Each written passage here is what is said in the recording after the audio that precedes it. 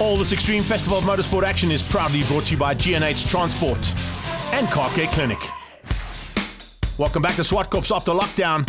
It's round 2 of the National Extreme Festival, and the 2.4K circuit has been wanting some rubber down on it for a long, long time.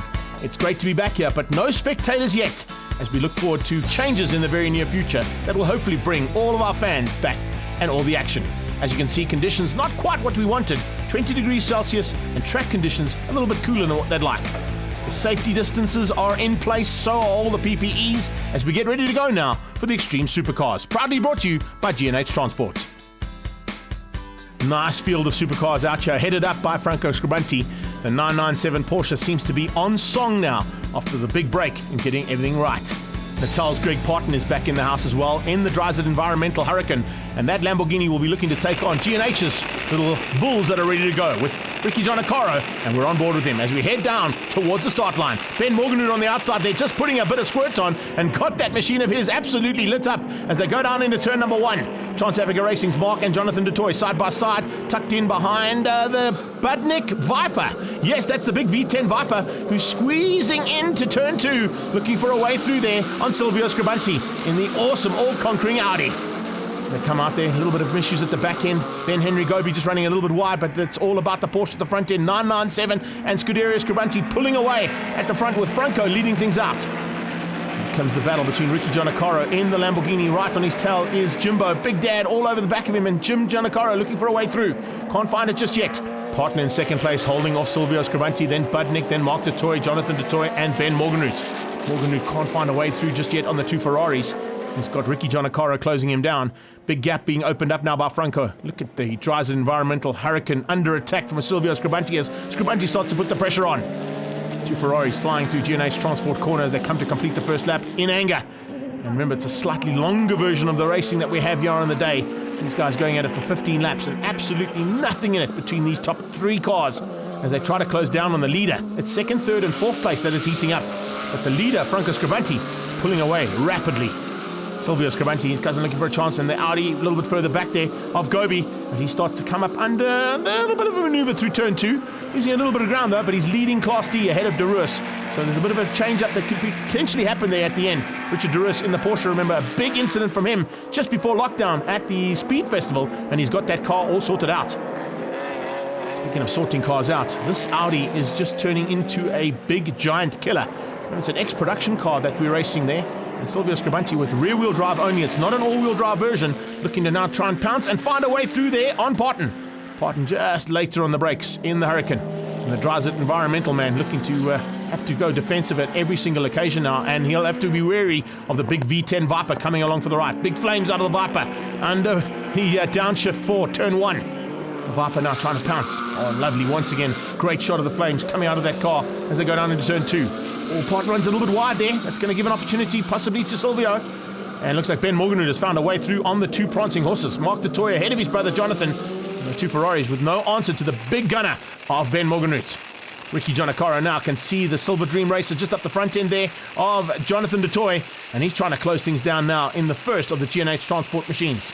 On board there with Ferdinand as they went through turn 3, closing down on the 2 Ferraris. Toys now trying to just keep and maintain some good pace around the circuit. Remember, they run in the GT3 category. So we'll wait and see if that's... Oh, he has a change up. Oh, there's a move there from Silvio Scribanti getting out of turn 7 and making a move there on the Hurricane. And looks like Greg Parton didn't see that one coming. So Silvio Scribanti now makes it Scuderia Scribanti 1-2. Change up as well between the 2 Trans Africa Racing Ferraris, and Jonathan DeToy drives around the outside. Mark DeToy looks like he might have a bit of a problem. This looks like Ricky Giannacaro is going to have a go here into turn 1. No, he just keeps the door shut. But he's definitely looking for a way past on these 2 Ferraris up ahead of him as they go towards turn 2. Looks like Gianni's got some problems. We caught up with Jimbo Giannacaro just before the race though, down in pit lane. We're looking forward to it. It's like having a new home. It'll be so great to be back, and let's hope that it'll hold out and we can carry on until next year and see what happens then. But yes, we are so glad to be here, and it's something new. It's like something brand new for us, and it's unbelievable what 4 months or 5 months has done. Coming to the flag though, Franco Scribanti has not put a wheel wrong. He'll take the victory ahead of his cousin Silvio. It's Scuderia Scribanti 1 and 2. So we wait for the Audi to come down the hill. Right behind him will Chris Budnick, and Budnick in the V10 Viper will be third place. Great drive from him. He'll be looking to maybe just improve slightly. He's going to look and think, hang on a second, where did that Audi find the speed? He certainly looks good as all three of them head down into turn 1 after race number 1 here for GNH Transport Supercars. Franco from Silvio and Chris Budnick, the A+s 1, 2 and 3 on the road as well. GT3s goes to Greg Parton. A great drive from Ben Morgan to win out Class A. Jimbo Janakara takes Bs. Jackson and Gobi Cs and Ds. Let's catch up with Franco Scrimanti. Not a very hard race for us because the big guns aren't really out. I don't know where they are, but they don't seem to be here. So it was just a fact of conserving it and getting to the end and breaking our monkeys back for the season, because we had a bad race at the beginning. So now it's all behind us and we go forward. Nice to see Silvio Scribanti with a massive improvement in that car. Great to have Ben Morganroot back on the grid as well. And a little Audi there. The R8 is certainly a big contender in Class C. Let's see what happens now as they roll out for race number 2.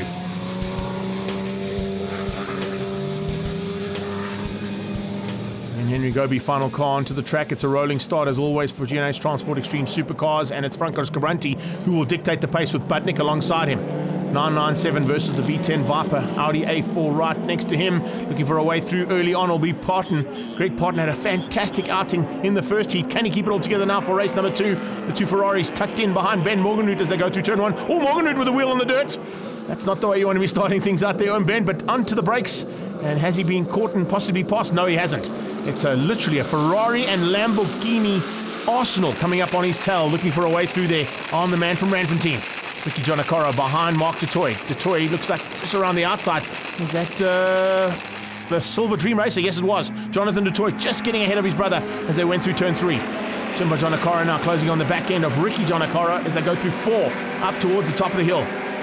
Just behind that, you can see them lining up with Len Henry Gobi going at it there with Marius Jackson. Nice little fight there with the C's and D's. Back up to the top of the hill, and this time out, it wasn't Jonathan Dutoy who was going to allow his brother to dictate the pace. He got to the front early on. Speaking of the front, Scribanti leading things out at this stage. Gianni Jonakora with the turnaround. He's up in the second place there ahead of Parton. So the leading Lamborghini is not the Huracan. It's the GT3 machine heading down towards turn 2. And on his tail, though, is a very determined Greg Parton. And right behind that, a big turnaround there for Ben Morganroot. Morganroot fighting hard there with the A4 of Silvio Scribanti. He can't find a way just yet on the machine out front, but it is very, very close. Then you've got the two Ferraris. Oh, Budnick's got a problem. Budnick's had an off somewhere, and there's bits and pieces of that Viper and the tailpiece flying behind him. So Chris Budnick will be a bit concerned. There it goes. So I was going to say, if they can just get rid of that, it'll make his life a little bit easier.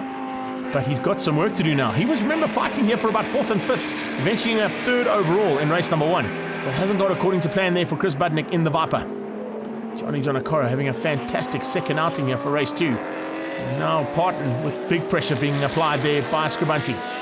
Scribanti around the outside. Byron Tings and his team have done an incredible job on that car to make it this competitive. And here's a big look, and nearly takes off the front splitter on the back end of that Huracan. Ricky Jonakora now caught and passed by Budnick. Budnick with a lot less Viper to play with there as they go through turn 6 and into turn 7. Ricky Jonakora trying to stay with him. Doesn't quite have the same amount of oomph as that big V10 in front of him. He's certainly got the handling when it comes to the Lamborghini. And in fact, he's got ahead of Dutoy, who's dropped behind him. So Mark Dutoy must have had an issue somewhere on the circuit, or there's a problem on that Ferrari. And the Trans-Africa Racing Ferrari has dropped into the clutches now of Jimbo Jonakora. Looks like Silvio had a dive there on Parton just in the background as we watch Gianni heading through turn 4. Let's see if he's able to make it stick. Yes, he was. He made it stick, and looks like Ben Morgan is going to try the same thing there on Parton. Ranfantine versus Natal. Oh, here we go. Oh, Ben Morganroot, well, he's got a Ranfantine panel beaters. He might have to have a chat to Greg Parton about that and help him out with some panel beating on that Huracan. But he just squeezed him out and eventually forced his way through. So it's now Silvio Scribanti up into 3rd place, Morganroot up into 4th, and Parton now under pressure. Greg Parton's had a fantastic day and the drives an environmental car. And that Huracan now has got a bit of pressure coming from Trans-Africa Racing. And that is the Ferrari 458 of Jonathan Dutoy. Head down towards turn 2. Dutoy looking determined and looking for a way through. He's already seen that maybe Parton might be a little bit rattled. Gobi trying to close onto the back end there of Jackson. Nice fight between these two. Another one of the GNH Transport BMWs at the back end. Now trying to find a way through there on that R8. Speaking of finding a way through, here comes Scribanti. Very late on the brakes there. Gianni opened up the door slightly. It might give him a chance. Can he get through into turn 6? He can. Scribante forces Gianni Giannacaro out. Hopefully he's not got the same issues. They had a bit of fueling issues in race number 1. And Giannacaro just has lost a lot of ground there. Maybe just got rattled by the maneuver that was put on them there by the A4 as they come into the final corner. And a couple of laps to go now for these two. Oh, and a big moment there. Budnik getting out of shape in GNH Transport corner.